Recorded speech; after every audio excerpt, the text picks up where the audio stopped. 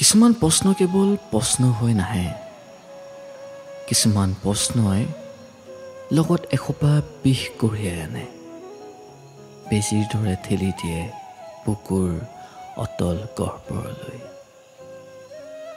খহি পৰে নিজে গঢ়ি লোৱা মনবোৰ।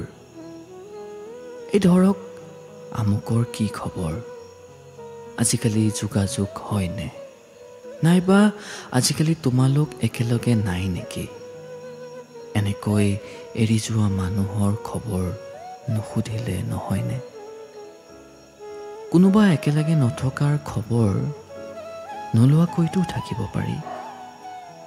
কিয় দমাব নোৱাৰে কৌতূহল? হাঁহি থকা মুখ এখন হঠাৎ শ্লান পৰি যোৱা চাই কি এনে তৃপ্তি পায়? বহু লোক আছে আমাৰ মাজত, যিয়ে সময়ত লোৱা কিছু ভুল সিদ্ধান্তৰ পৰা নিজক মুক্ত কৰি চলি থাকিব খোজে।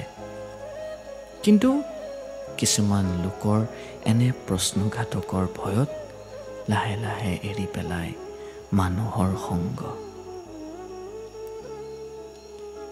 নিজকে খোলাৰ মাজত বন্দী কৰি দিয়ে। কাৰণ সকলোৰে সেই প্ৰশ্নৰ মুখামুখি হোৱাৰ সাহস নাথাকে।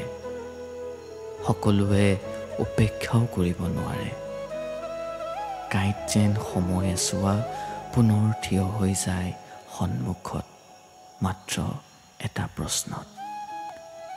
সেই মানুহক কিবা এটা সোধোতে অকণমান সাৱধান হ'ব।